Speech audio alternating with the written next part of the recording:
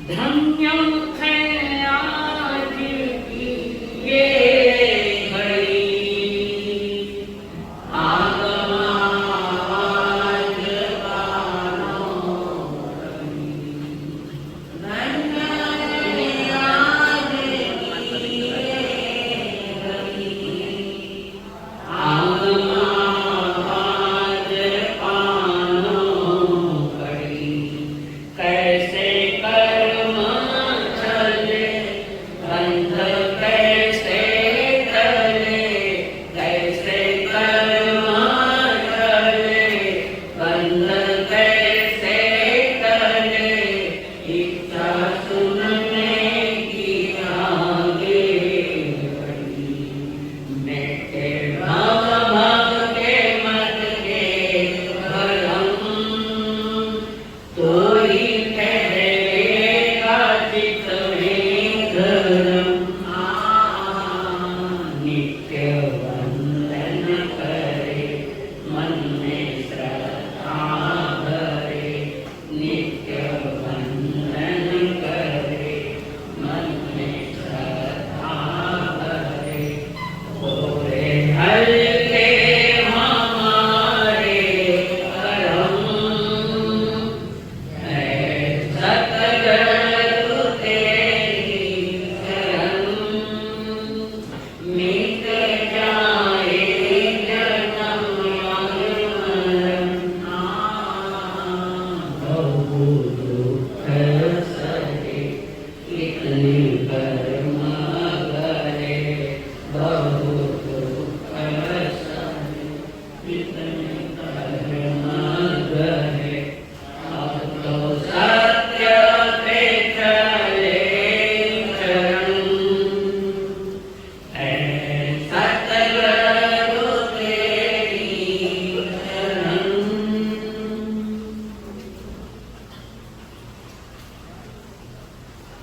पंच परमेष्टि को प्रणाम। प्रणाम करूं परमेश्वर स्वरूप सद्गुरुदेव संयोग जीवन के सहयोगी साथी मंडल, जिन्होंने हमारे अस्थिर मानस को स्थिर किया।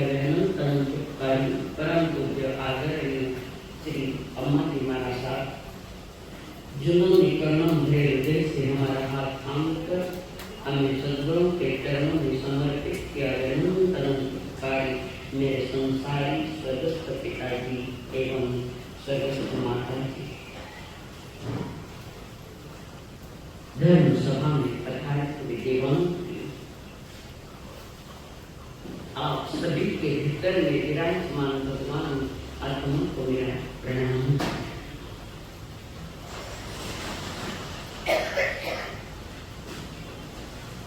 केवल ज्ञान के पश्चात परमात्मा जी की जो पवित्र वाणी पवित्र देशना,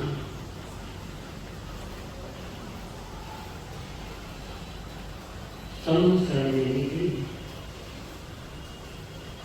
और समूह में बैठे चारों तीर्थ एकाग्रता पूर्वक सुन रहे हैं। एक एक शब्द जैसे मोती था, मोतियों के माला दिखे प्रत्यक्ष सभी के लिए परमात्मा। मानव जाति के ये कोई जैनियों की बपौती नहीं है, मानव जाति के कल्याण के प्रभु ने फरमाया, दीवान एक गया देव लोएसु, एक गया देव लोएसु, एक गया असुर काले। एक गया देव लोएसु, एक गया असुर काले। छूट गई नहीं, जीव अपने कर्म के अनुसार जाता है। एक गया देव लोएसु नरकेशु भी एक गया असुर काले आत्मा कमने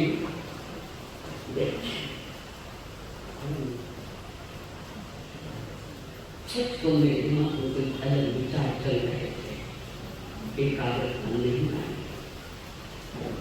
तुम्हारे गांव के वातावरण में हमारे मानस में तह का कर दिया है, समझ जाने के लिए वक्ता को हमेशा एकाग्र होना पड़ता है, तो विचार आगे आती है, भूल जाती है।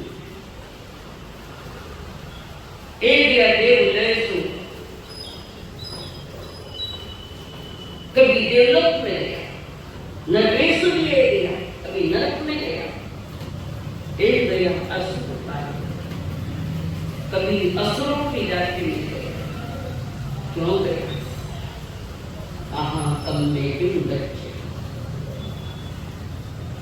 अपने कर्मों का फल पाने के लिए चार जगहों में परमात्मा स्वरूप जीवात्मा भटक रहे।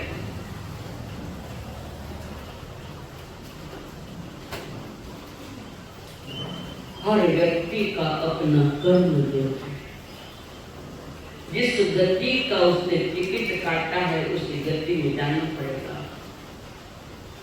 उस गति में जाते हुए तीर्थंकर भी तुम्हें रोक नहीं पाएंगे। तो सामान्य की तो बात का मेरी कृतियां, मेरा कर्म, मेरी वाणी पूरी मेरे कर्म से निकल, मेरे मन में जो विचार का तूफान थे वो भी कर्म थे। याद रखना, कर्म करने में तुम स्वतंत्र हो, फल भोगने में स्वतंत्र नहीं।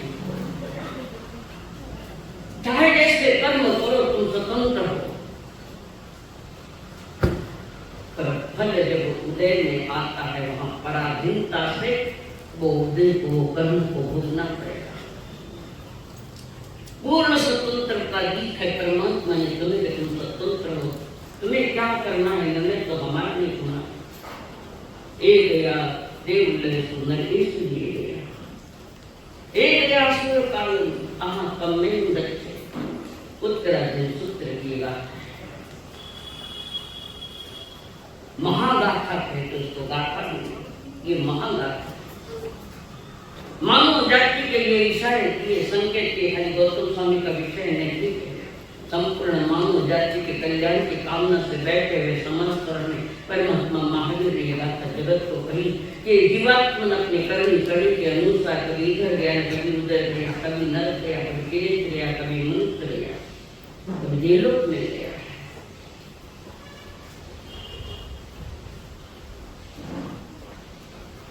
और जैसा जैसा किया उसका जवाबदार तो स्वयं है, दूसरा कोई जवाबदार नहीं। इस संसार में एक मनुष्य जो 100 वर्ष जीवन जीता है, कोई 100 से भी आगे चले गए, कोई 100 वर्ष जीता है, कोई जन्मते ही मर जाता है, कोई आदमी जवानी में चला जाता है, कोई वृद्धाश्रम में जाता है, कोई बालक अवस्था में जाता है। अलग अलग उम्र मिली है।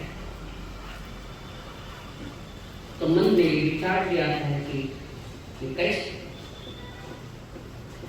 जीवन और मौत का कोई न कोई निर्णायक तत्व हमारे पास है, और वो तत्व कौन सा काम करता है जीवन से लेकर मृत्यु तक। इसके पीछे कोई न कोई तत्व काम करता है। इसका निर्णय जो कर्म सिद्धांत के अनुसार 5वां कर्म आयुष्य कर्म। आपने जो व्यवस्था की है, जिस गति में जाने की व्यवस्था आपने की है, और उस व्यवस्थापक का नाम है आयुष्य कर्म। जो जीवन धारण करने का जो नियम, जो जीवन धारण करता है, उसका निर्णय तुम्हारा अपना कर्तृत्व, और उस कर्तृत्व ने प्राप्त किया है आयुष्य कर्म। तो जीवात्मा जब एक गति से निकलते हुए दूसरी गति में जा ठीक है, एक गति में से दूसरी गति ज्यादा समय बीच में नहीं रहता, एक समय, दो समय, तीन समय के चौथे समय में वहां जाकर उत्पन्न होती है। तो ज्ञानी जन कहते हैं कि आत्मा और शरीर, शरीर और आत्मा ये दो जो है, दो द्रव्य, दो ही अलग अलग, कल बताया, एक जड़ है एक चेतन है। तो जो कर्म है आत्मा के साथ कितने समय तक रहेंगे और कितनी अवधि के साथ वो निकल जाएंगे, ये जो बात है उसको हम आयु कहते हैं, स्थिति कहते हैं। कोई जीवात्मा शरीर में 33 सागरों तक की स्थिति लेकर बैठा, कोई सातवीं नरक में, कोई सरकार से लंबी लंबी स्थितियां लेकर बैठा है और इस स्थिति का बख्शिश आयुष्य कर्म ने दिया। और आयुष्य कर्म में भगवान महावीर ने तुम्हारे लिए नहीं दिया है, तुमने स्वयं इसका निर्णय किया। तुम्हारा बेजवाबदारपना, परमात्मा की वाणी सुनने के बाद भी अपनी जवाबदारी की समझ नहीं आएगी तो बेकार है ये सुनना, बिल्कुल बेकार है।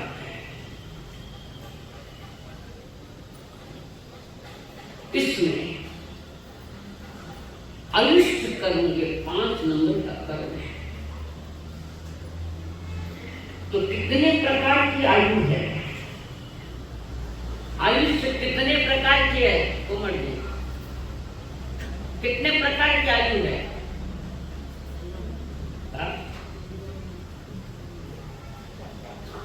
नरक गति, इरेत गति, मनुष्य गति और देव। आकाश में या स्वर्ग में देव है, वो भी आत्मा शरीर में बंधित है, वो अष्ट कर्मों से मुक्त है ही नहीं। अष्ट कर्मों से मुक्त तो हमारे सिद्ध भगवान है और 4 कर्मों से मुक्त मेरी परिणत अवस्था है, जिसको हम दिनेश्वर कहते हैं। आयु कर्म का बस इतना ही काम है कि वो आयु कर्म कितनी स्थिति में, कितनी उम्र लेकर वो आत्मा शरीर में प्रवेश कर रखी है। एक गति से दूसरी गति में ले जाने वाला कौन है बता? इधर आनंद से एक गति से दूसरे गति में ले जाने वाला कोई और बीच में काम कर रहा था।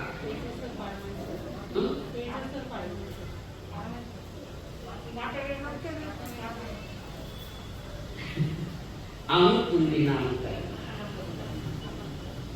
अब आए माँ काम, पहले माँ को कट दिए अनुकूल नाम करना। जीवात्मा को घसीटते घसीटते ले जा। अब आप खाने घसीटते, खाने घसीटते क्या बात? पकड़ हाथ, वो अनुकूल नाम कर जीव को घसीटते घसीटते ले जाता है जहां की जिस गति का टिकट कटवाया उस गति का। नरक में जाता हुआ जीव कोई अन्य गति में नहीं चला जाए, इसलिए ये अनुकूली नाम कर्म साथ में चलता है। निकलते जिस गति से निकला जिस गति में जा रहा है उसको ले जाने वाला अनुकूली नाम कर्म बैलों की भांति उसको जीव को घसीटता है और तुम्हारी आत्मा इसमें परमात्मा की सत्ता करी। तो ये 4 प्रकार की जो गतियां हैं उसमें नरक गति, आचार्य उमा स्वाति कह रहे थे कि नरक गति में किस कारण से जाता है। तत्वार्थ सूत्र में इस सूत्र को कहा है बाह्यारंभ परिघ्रतम नरकस्यायुष्य। बाह्यारंभ और बाह्य परिग्रह। परिग्रह में वस्तु का होना जरूरी नहीं, वस्तु होना जरूरी वस्तु नहीं भी है तब भी परिग्रह इकट्ठा कर रहे हैं मन से। भविष्य में ये लूंगा वो लूंगा वो लूंगा ये खरीदूंगा महंगा बनूंगा, पर भविष्य तक तुम रहोगे तब ना। तुम तो रहेंगे नहीं, पर तुमने विचारों में जिन जिन चीजों का इकट्ठा करने का मनुष्य बना लिया, सारा तय नहीं कटेगा। प्रभु कहते साथ नरगति में जाने की तैयारी कर दो। परिग्रह नरगति अति परिग्रह, आवश्यकता के अनुसार चीजें हमारे पास है तो कोई प्रॉब्लम तो नहीं। रोटी कपड़ा और मकान की सारी व्यवस्था हमारे पास है तो कोई प्रॉब्लम नहीं, पर जब आवश्यकता से अधिक चीजें इकट्ठी की जाती है, प्रभु कहते हैं नरक की तैयारी है। नरक की तैयारी। दूसरी बात फरमा, एक तो परिग्रह और आरंभ, दूसरा क्या है? आरंभ।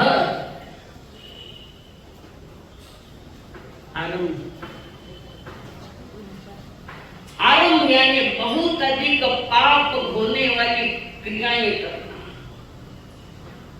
जिसमें बहुत सारा पाप लगता है, ऐसे कार्य करना, चाहे बाहर में करो चाहे मन में करो। जहां पापों की प्रवृत्तियां बढ़ जाती है, तूफान हो जाता है। प्रभु कहे, हे जीवात्मा मत तैयारी कर। और जिसको वहीं जाना है, जिसको अपने जीव के लिए कोई आदर नहीं है, रिस्पेक्ट नहीं है आत्मा के लिए, और ऐसे कार्य कर रहा है कि हर गति में जाकर आत्मा का अपमान किया और क्या परमात्मा सुनता है। आरंभ बहुत अधिक पाप करना, जिसमें बहुत पाप लगता है, ऐसे पाप के कार्य करना। और परिग्रह, वहां भी उमा स्वाति ग्रह मूर्छा करेगा हो भुक्तो, मूर्छा भाव, आसक्तियां, पर पदार्थ के साथ अपनापन जोड़ देना, उसके साथ अटैचमेंट, बाहर की जड़ चीजों के प्रति अटैचमेंट, इतना भयानक अटैचमेंट होता है कि एक दूसरे को देखे बिना जीते नहीं। यहाँ तो जीव लोग नरक में जाकर मरोगे। वहां जीवन इसके लिए, जीवन चौल जो सही ढंग से किया जाए तो पांचवा कर्म जो आयुष्य कर्म है, ये जब बनता है नरक के लिए, तो जीव नरक में जाता है तो उसके लिए तो और भी तो कारण है, ठीक है। 15 कर्मदान प्रतिक्रम में कौन बोलते? 15 कर्मदान मालूम है? प्रतिक्रम की ना है? ओ बोलो, खड़ा हो, उठे, घना जगह दान खड़ा हो, खड़े बताओ। 15 कर्मदान प्रतिक्रम आप ही सुनाते हो ना? 15 कर्मदान आ गया 15 कर्मदान जिंदगी का सबसे अधिक खतरनाक पाप का भट्टा जिसको हम कहते हैं, वो है कर्मदान। समझोगे अपना परिश्रम होने दो, उसके बाद समझाऊंगी, आपको दूंगी, जबरदस्ती नहीं दूंगी, पर ले सकते हो। उस समय 15 कर्मदान क्या है, तब समझ में आएगा कि मैंने आज तक क्या किया है। फिर खेद करता है, ये क्या है? खेद करने से खेद नहीं मिटता, बीती तारीख भूल जाए, तो बीत गई उसको भूल जाए। अब वर्तमान में तुम्हारा जागरण आवश्यक, तुम जागो, तुम्हारी आत्मा जागे, तुम्हारा जीवन जागे।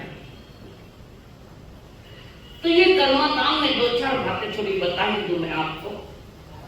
आजीविका के लिए तो अल्प आरंभ में भी अपना काम हो सकता है, आजीविका के लिए हो सकता है, थोड़े में काम हो सकता है, पर मन नहीं मानता, इतने से क्या होगा, और करो, फिर वास्ते करो। किसके लिए कर रहे हो? अहंकार की पुष्टि करने के लिए, मान बढ़ाने के लिए, दुनिया भी देखे कि मैं कितना होशियार हूं, थारी होशियारी नरक में जाकर निकल जाता है।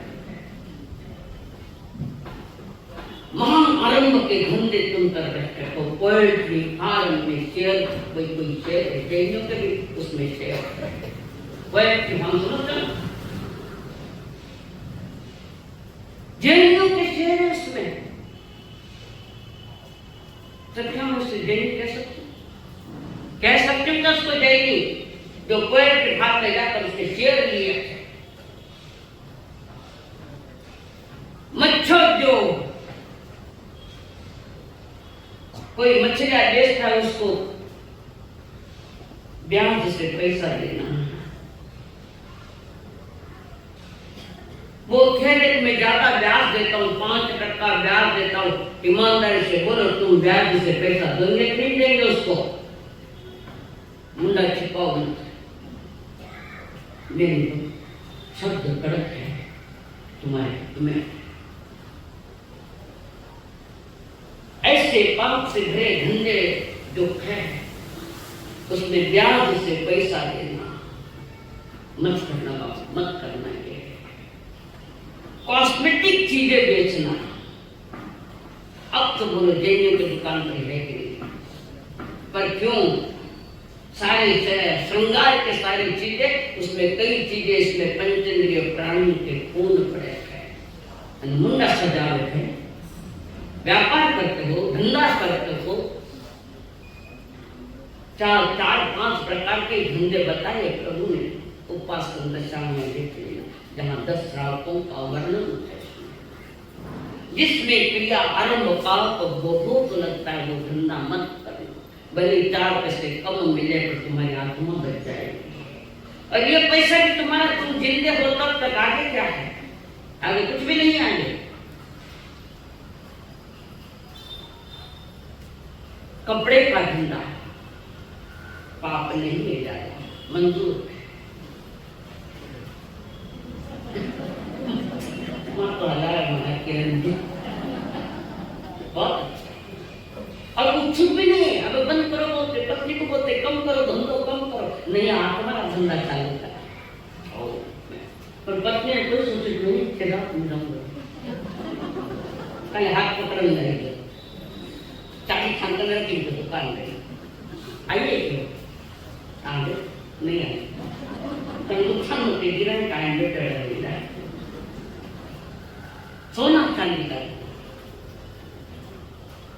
बेईमानी से नहीं। कोई बेचारा सोना बेच बात में तांबू ज्यादा बताया दे, सोना थोड़ा से, उसमें सोना थोड़ा है, बता तो पैसे कमाता है, और उस सोने ने तुम्हें सुना दिया तुम्हारे सोने में। हमारे गुरुदेव कहा करते, सोना तू तो बड़ा कुपातर, सोना तू तो बड़ा कुपातर, तूने सबको पार किया, तू तो सोवे रंग महल में हमको चौकीदार किया। उन्होंने चौकीदार, मोदी जी नहीं, तुम चौकीदार। सोना को बाहर रखते हैं क्या? कहाँ रखते हो सोना? अब 3 बार देखे तिजोरी दरवाजे बंद हुए हो तो नहीं हुए हो। एक व्यक्ति खाना खरानी पेट, एक व्यक्ति उसके पास 30 सोने की ईंटें थी। सोने की ईंट देखते मैं देखी परमात्मा को नहीं, तो 30 सोने की ईंटें थी। वो सोना चुराया न जाए इसलिए वो क्या, उसने क्या किया, अपने घर के पीछे के बाजू में बहुत खड्डा खोद दिया, कोई नहीं, मध्य रात्रि में खड्डा खोदा, सोने की ईंटें उसमें रख दी। अब रोज रात में उठता है, मध्य रात्रि में खड्डा खोदता है, ईंटें गिनता है, ईंटें है कि नहीं देखता है, 30 के 30 ईंटें उसमें पड़ी है। रोज यही उसकी चर्या चल रही रात की। उस सोने ने सोना हराम कर दिया। मध्य रात्रि में पुनः खड्डा खोदता है, देखता है। एक दिन खड्डा खोद कर वो सोने की ईंटें गिन रहा था। उस सोने की ईंटें गिनते हुए पड़ोसी ने रात्रि में शायद के कारण से लिए उठा, उसने देख लिया सोने की ईंटें हैं यहाँ। उसने वो देखा, और ये तो मध्य रात्रि में आता, वो उसके पहले ही आ गया। सोने की ईंटें निकाली और माटी की 30 ईंटें वहां रखी। 30 ईंटें वहां रखी। मध्य रात्रि में उठा, खड्डा खोद रखा, खड्डा खोदा, उसमें देखकर तो ईंटें 30 की 30 है, ईंटें माटी की है। अब वो जोर जोर से रोने लगा। पड़ोसी ने पूछा क्या हुआ सेठ जी, क्या बात है? कि मेरी सोने की ईंटें चली गई। कौन ले गया है? तो उसके पास कौन ले गया मुझे मालूम नहीं। तो सोने की ईंटों के लिए खड्डा क्यों खोद रहा है? कि गिनना है मुझे कितनी है ईंटें मेरी सोने की। उसने कहा अगर ईंटें गिनना ही है तो सोने की गिने माटी की गिने, क्या फर्क पड़ता है? खाली गिनना ही है, और क्या उपयोग है? ये जिसको आसक्त किया, आसक्त क्या अटैचमेंट। सोने ने स्वयं ही अपनी कीमत नहीं बढ़ाई, तुमने बढ़ाई सोने की कीमत। तुम लोगों ने बढ़ाई। सोना क्या कीमत बढ़ा? अपने उठाए जैसा है, कमी है तो बढ़ा है, ज्यादा है तो बढ़ा। मनुष्य ने चीजों की कीमतें बढ़ाई है, गुनहगार मनुष्य। चंद चांदी के टुकड़ों के लिए कितना पाप करोगे, कब तक करोगे? महापाप करे तो टिकट कटा लिया, समझ लेना नरक गति का। अधिक को परिग्रह हुए तो विकार आरंभ हुए। अति आरंभ है कि पाप करे करना, वो भी कारण है, नरक गति का कारण है। उसके साथ पंचेंद्रिय की हत्या करना, पंचेंद्रिय प्राणियों को मारना, पंचेंद्रिय का वध करना नरक का ही कारण है। और चौथा कारण नॉनवेज खाना, मांसाहार करना, वो भी नरक गति का कारण है। वस्तु नहीं है पर वस्तु के प्रति अटैचमेंट है तो प्रकृति के वो नरक गति का ही कारण है। अंजाम है कि नरक क्या हाँ बोलो इनके नहीं बोलो, बोलो जाएगी। जाओ तो तैयारी कर लो, नहीं जाओ तो समझदार हो जाओ। तुम्हारे आगम में देखो वर्णन, जो गतियों का वर्णन किया है, महाभयानक नरक गति का वर्णन किया। प्रभु प्रमाद भावो दूरा करो, हरि मानव नो जन्म मरे ना मरे। प्रभु प्रमाद भावो दूरा करो, हरि मानव नो जन्म मरे ना मरे। किसको गारंटी है मैं मनुष्य बनूंगा वापस मनुष्य? किसको गारंटी है? वकीलों को भी नहीं, जजों को भी नहीं, किसी की गारंटी कि मैं मत रखना मनुष्य बनूंगा? तो क्या है? बड़ी यही बात होती कभी बताइए। मन पापी ने पार उतारो हवे, हरि मानव नो जन्म मरे ना मरे। मन पापी ने पार उतारो हवे, हरि मानव नो जन्म मरे ना मरे। नरक गति मकान अनंत गयो, परमाधामी ने मार असह्य सयो। परमाधामी है, परम अधम कर्म करते, अधम कर्म करते हैं। ना कि जीव को पता नहीं क्या क्या यातना देते हैं, पता ही नहीं।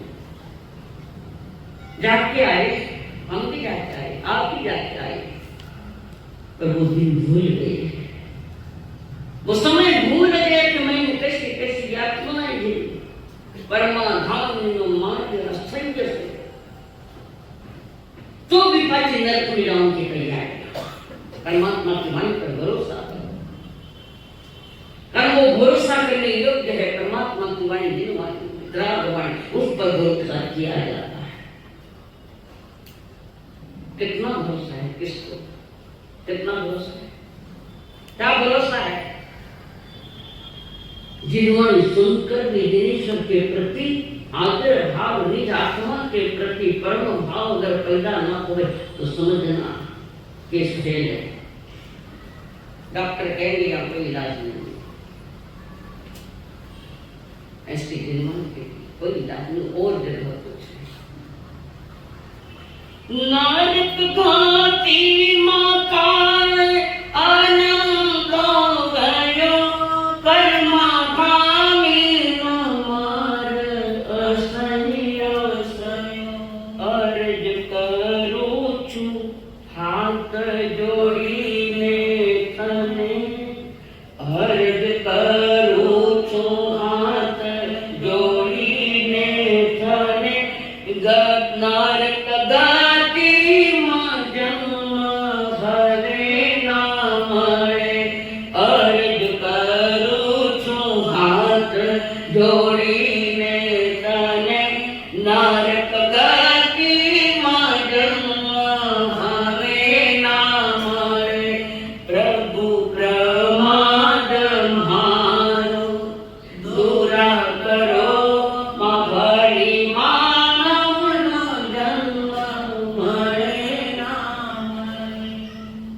कभी की परमात्मा को विनती ये क्या अरे की कर भाई बताओ एक आपका मोबाइल को गुजर गया बजाय खुला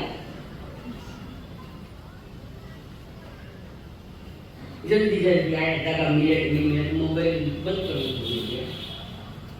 ये गाना और कर्म का बंधन डिस्टर्ब हो गए सारे सुनने वाले सुनाने वाले। ये ऐसा गाना और कर्म बनता है मत थोड़ा बचे तो नरक गति में जाने के जो चार कारण परमात्मा ने बताए चार कारणों को भी हमने पार रखा है। भले ही जन्म जैनियों के पूर्व हुआ तो वो जैन तो नहीं है, जन्म से जैन है तुम्हारे कर्म जैनियों के नतीक है। कारण अभी बताए पैदल फार्मी शेयर मच्छोद्योग में ब्याज से पैसा देना, जहाँ ध्यान का बात है वहां पर उसको पैसे देना, ब्याज से खाने। ब्याज प्यार है, जन्म प्यार नहीं, तुम्हें पैसा प्यारा है, तुम्हारा जीवन तुम्हें प्यारा है। क्या होगा? अरे तो कड़क बोल तू है कोई बोलने वाला। मैं कड़क भी बोलते तो बंधु तुम्हारे हित के लिए बोल मत। नाग श्री ब्राह्मण का क्या हुआ सुना है? नाग श्री ब्राह्मण कैसे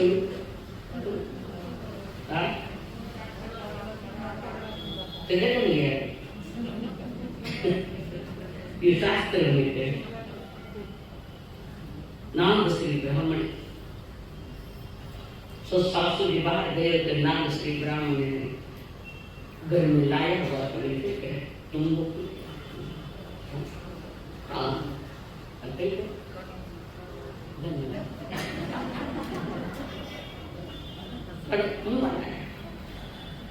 और उसने चक्र के नीचे देखा और उस तुम्हें की रसोई बना दी। फिर उसने बेसवार देखने के दूर में ताकि के पड़ी।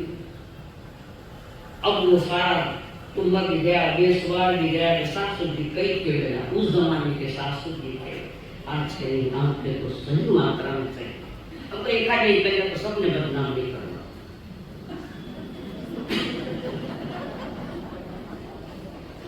गलत बहुत तरह की गलत कहते जोर से हंसिया शायद अनुभव की है कि नहीं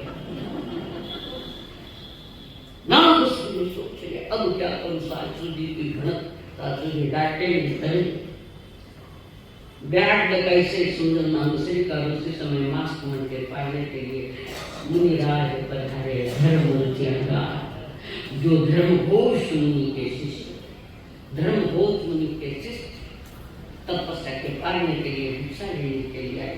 नामश्री ने सोचा अच्छी बात, सासू जी के डांट भी नहीं पड़ेगी और आहार दान भी का पुण्य हो जाएगा, कर्म हो जाएगा।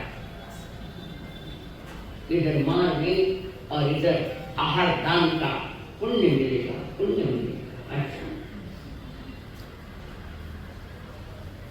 मेरा गुरु ज्ञानी थे, बहुत ज्ञानी थे, धर्मघोष आचार्य धर्म और वो आहार लाने के साथ गुरु के सामने रखा जाता है। गुरुदेव ये आहार में लेकर आया हूँ, अमुक अमुक घर से ले गया है, हर घर की जानकारी, ये कानून है आप में कि दूसरे जाने के बाद बड़े उनको बताना तो मैं कहाँ से क्या लाया कुछ लाया। गुरु ने देखा, धर्मघोष मुनि ने देखा, मुनि श्री जी ये आहार आपके खाने के योग्य नहीं है। गुरु ज्ञानी थे, अच्छे महाज्ञानी थे। गुरु ने कह गुरुदेव शिष्य को कहा मुनि श्री जी खाने योग्य नहीं, चेला भी नाम नहीं लेता भी जमाना है। आज भी वो परंपरा कहीं नहीं करता है। माता पिता सामने अपना टाबरा नाम नहीं लेता है और गुरु भी नाम से नहीं पुकारते, वो जमाना आज भी है। फिर कैसे पुकारते थे, वो मलकापुर वाला, वो इस नाम से पुकारते, नाम से किया था, वो भी आदर था।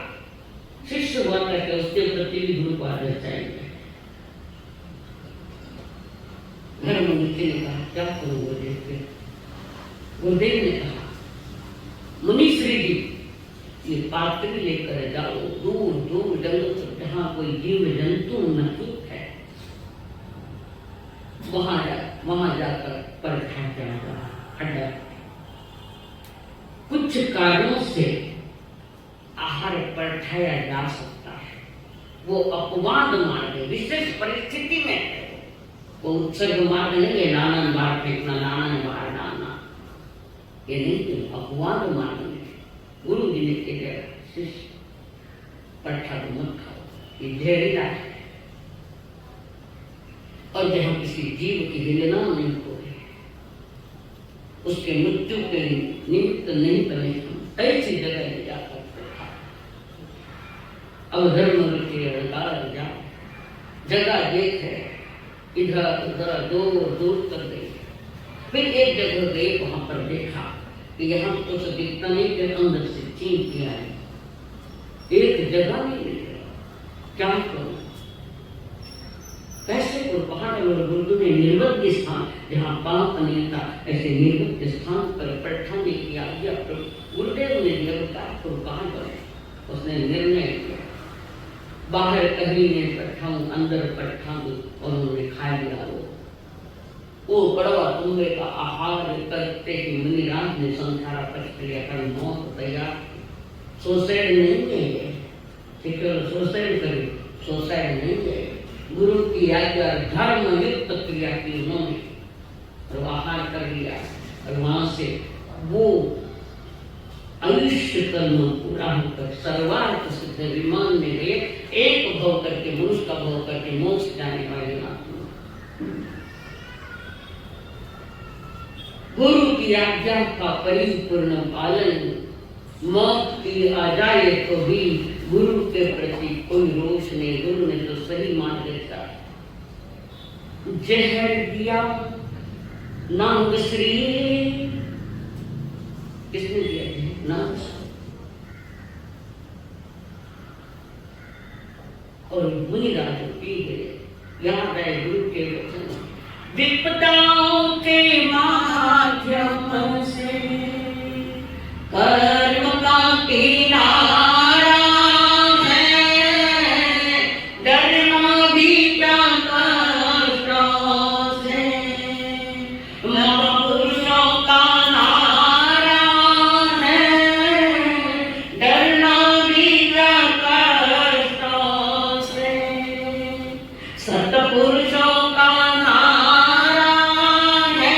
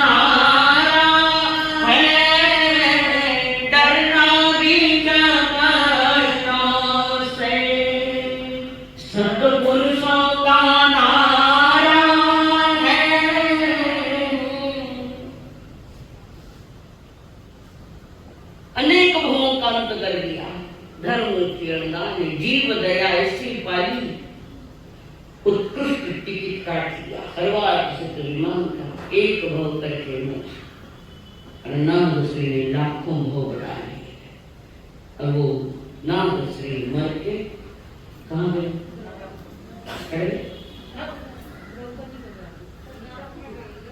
छठी नरक में गए।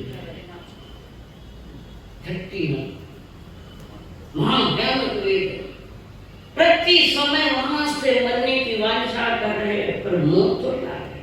कर्म कैसे किए खूब छुड़ाएगा खाने कौन बचाएगा?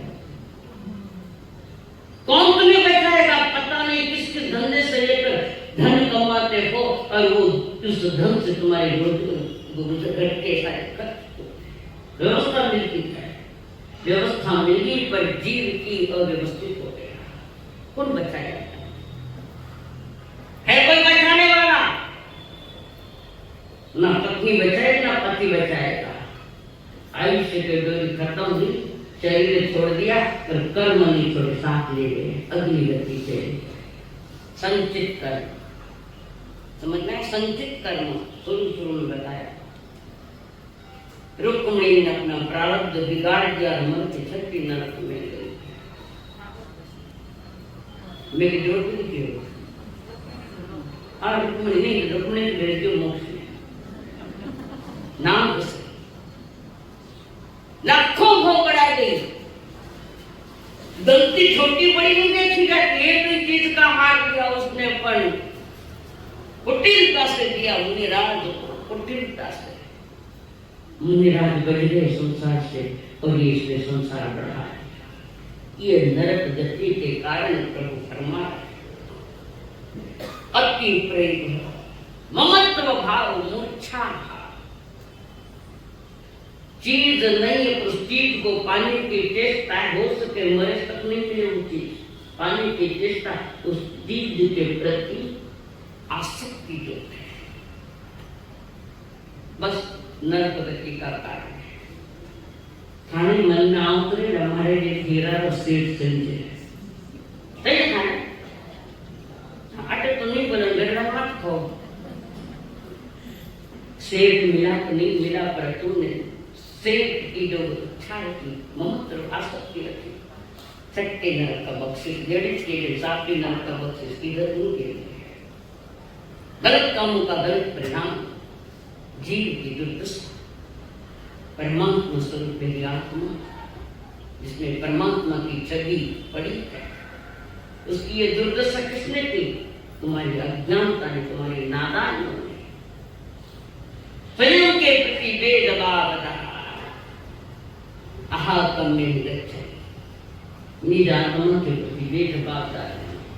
और कभी तो कहता है प्रभु प्रमाद मानो छुड़ाओ हमें हरि मानव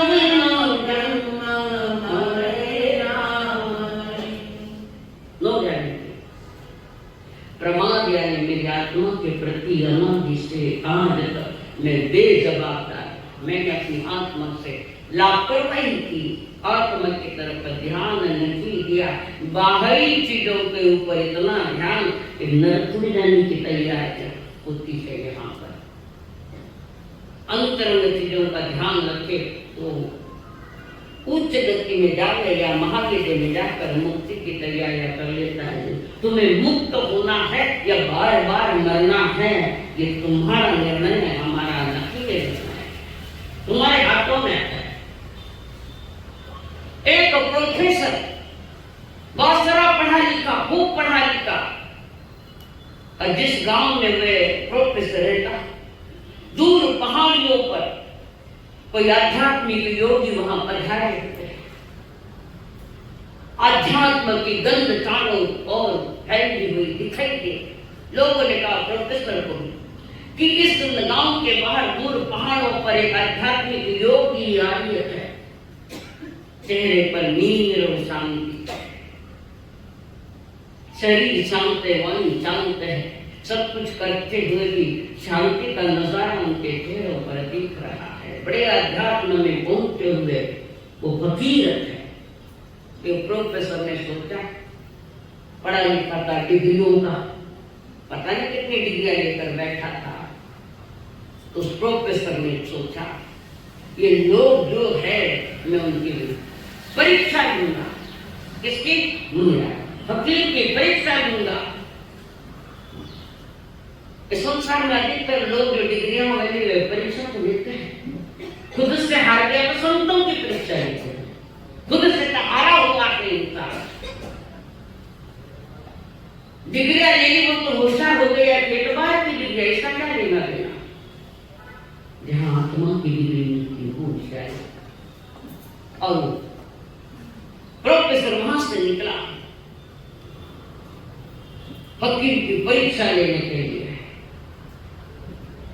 संतों की परीक्षा नहीं ली जाती, संतों की प्रतीक्षा की जाती है।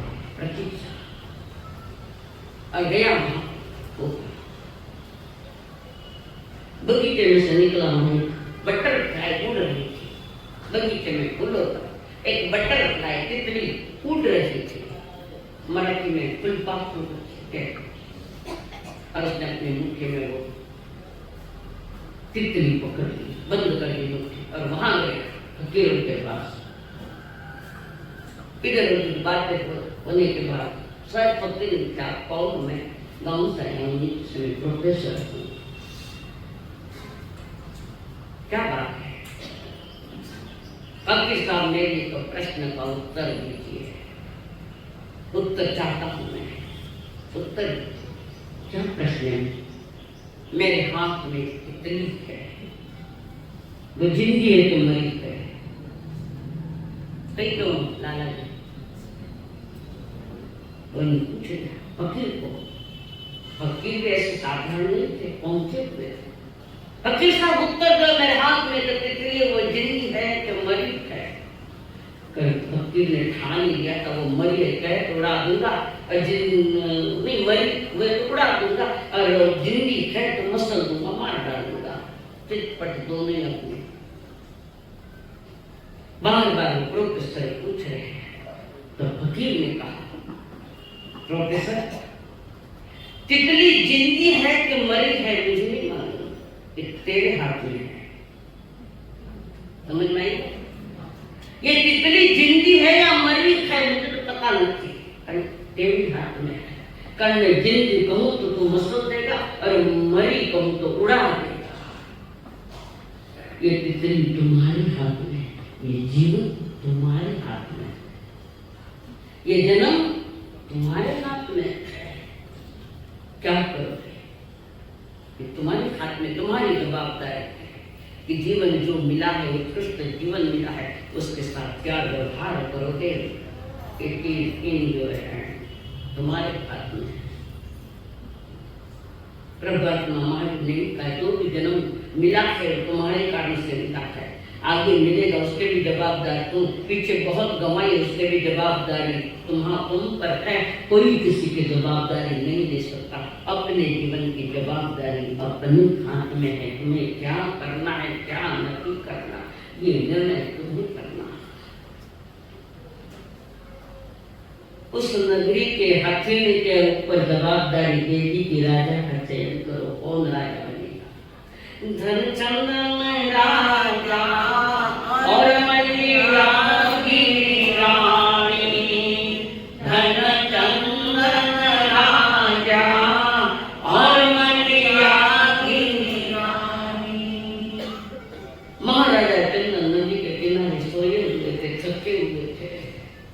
तन भी थक गया, मन भी थक गया। रानी कहाँ है, बच्चे कहाँ है, साये कहाँ है, नींद कहाँ है, मैं थका बहुत थक गया।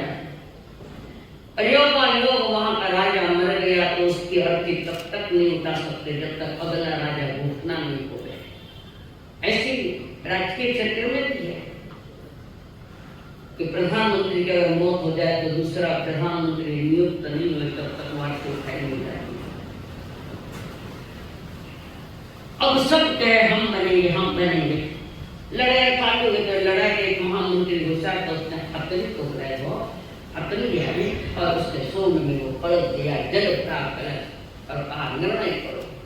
जैसे मिनट निर्णय नहीं करे उठे 3 इंच निर्णय करे तो 3 इंच बढ़ा कैसे बढ़ा, कौन बढ़े? वाला है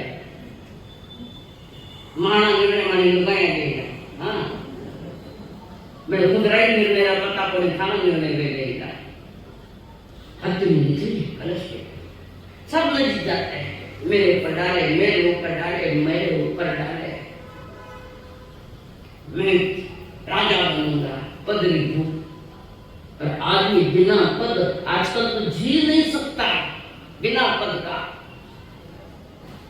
ये परिस्थितियां है ये अहंकार है ये नरक गति का लक्षण है पद की आसक्ति नरक की ओर ले जाती है समझ में आ रही बात पद चाहिए तो वही तैयार करना पड़े पद तो मिलेगा या नहीं मिलेगा परंतु नरक गति का बख्शिश तो तैयार है कारण पद के प्रति अटैचमेंट आसक्ति है तो वही बख्शिश है और क्या जिनको जाना वो कर दिए हमारा विषय इसलिए दाऊदी सुगंध पद लोगों ने पद लिया उनको दाऊदी के सुगंध लेके बिना पद के मजा कर रहा क्या पद देकर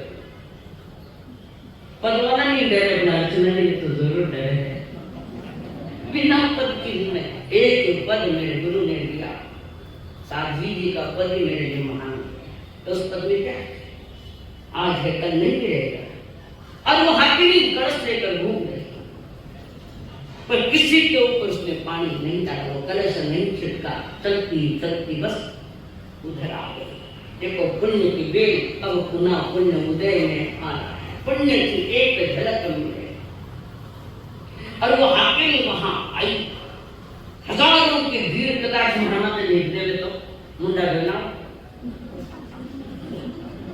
पद सीखे पद और मद बेटा पद और मद के बहने दो पद आया कि मद आया बहुत कम लोग के पद के साथ उसके पास मद नहीं उठता बहुत कम हर गांव में यही दुर्दशा है कहाँ तो भगवान की वाणी सुनी है अरे कहाँ जीवन में परिवर्तन आएगा और उसके साथ वो हाथड़ी जहाँ राजा चंदन सोया और हाथड़ी ने डाल दिया पानी अच्छा में उठा नींद में था गहरी नींद में और वो पानी आकर पड़ा एकदम ज्यादा भीड़ है हजारों की भीड़ है और मेरे ऊपर पानी डाले बात क्या है समझ में नहीं आई तो उनको आंखें बंद कर उठा देख रहा हजारों लोग करे और प्रेम कर रहे हैं मैंने किस चीज को कुछ किया नहीं भीड़ मुझे मारने के लिए क्यों आई है मंत्री महोदय ने कहा उठो आपका नाम बताइए मैं कुसुम नगरी का राजा चंदन को कर्मों के मारे यहाँ आया कर्म तुम्हें याद कर पटके पर इन्हीं कर्मों ने तुम्हें उठाया है वापस यही कर्म पवित्र कर्म पुण्य युक्त कर्म उन्होंने ही तुम्हें उठाया है चलो बैठो हाथनी पर राजा देख रहा ये क्या चमत्कार अचानक ये क्या हो गया मुझे तो भरोसा ही नहीं आ रहा है कि वहां से तो बहता यहाँ आया और पुनः यहाँ हथनी ने राजा के लिए मुझे चुना ये किसका प्रभाव सत्कर्म का 5 इंद्रिया मन से सत्कर्म करो औरों को कभी तुच्छ मत समझो औरों को तुच्छ समझते तो समझना तुमने अपने स्वभाव का परिचय दिया औरों को तुच्छ समझो हीन समझो तो हीन समझने वाला तुच्छ समझने वाला उसने अपने स्वभाव का परिचय दिया और हाथी पर उनको बिठाया अचानक आकस्मिक संयोग हुआ थाने अचानक 1 करोड़ लॉटरी राजा को बिना प्रश्न भाइयों मुझे 1 करोड़ रुपया कई बार तो हार्ट फेल भी हो जाता अरे वो लॉटरी तो फिर मिल जाएगी ये लॉटरी कब मिलेगी मनुष्य जन्म की ये लॉटरी इस पर तुमने कभी विचार नहीं किया कितना बड़ा संयोग मिले कितना कितना पुण्य की बछड़ी जी तो मुझे जन्म मिला कभी नहीं सोचा सोच रहा चिंतन बहुत बड़ी बछड़ी की करके जन्म मिला और फिर महावीर का शासन मिला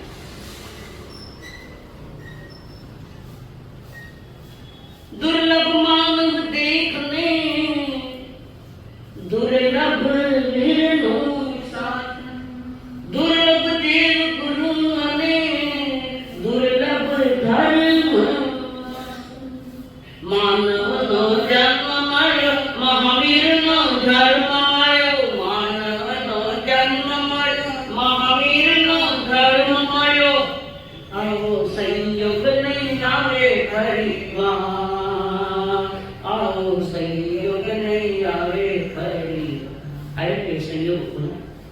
ये संयोग पुनः आ सकता है। जहां मिला मानव का जन्म, महावीर का शासन, वीर का शासन मिला और कुशासन में जी रहे हो। अपने पुण्य की सराहना करो, नया करो, ऐसे कर्म मत करो जिससे नरक गति में जाना पड़े, उससे बचना है। तो संकल्प हो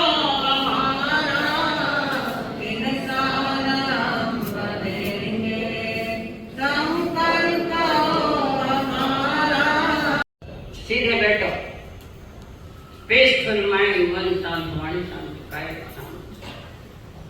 नमो सिद्धां, नमो आर्यां, नमो अक्षायां, नमो ईश्वरसां। एषो पंच नमोकारो सर्वकामपणासु मंगलां सद्देशं परमं हरि मंगलम्। चैतन्य भानुवासु चक्रवर्ती शांति शांति करे तत्तो वै मंत्रं। नमो गणसंस्थो नमो चैतस नमो भवस यज्ञ चक्रारि मंगलं सुखामंगलं साधुमंगलं केवलिपातो नमोंगलं। चक्रारि युगत्मात्मता युगत्मा सिद्धां युगत्मा साधु युगत्मा केवलिपातो नमो। चत्वारि शरणं पवित्राणि रघन्ते, शरणं पवित्राणि सिद्धे, शरणं पवित्राणि साधु, शरणं पवित्राणि केवलिपन्नतं धम्मं, शरणं पवित्राणि। एक साथ प्रभु शरण अरहंतो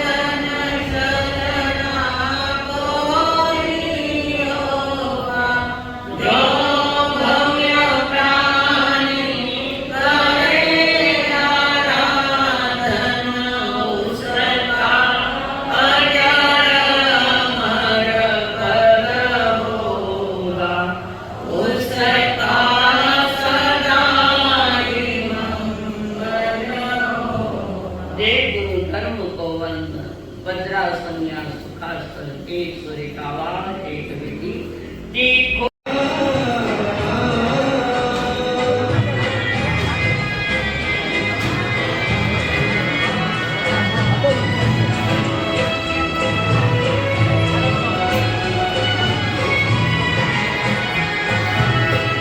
तेरा सारा कुटुंब कबीला साथ तेरा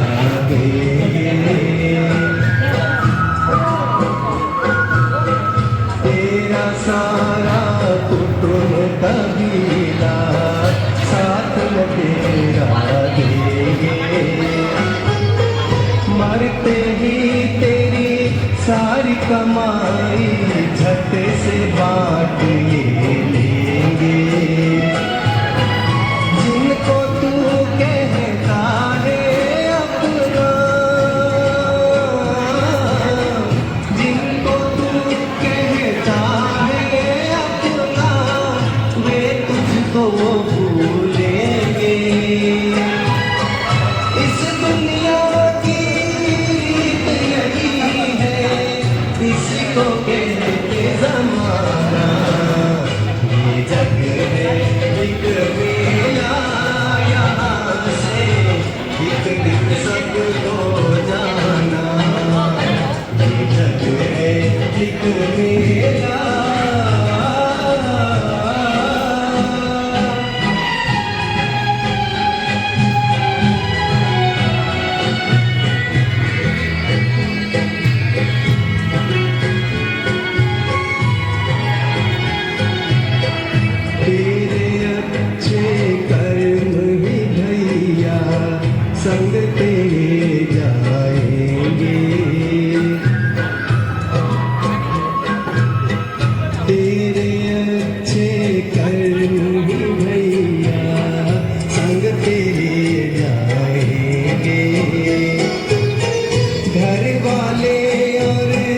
जग वाले तो मरघट तक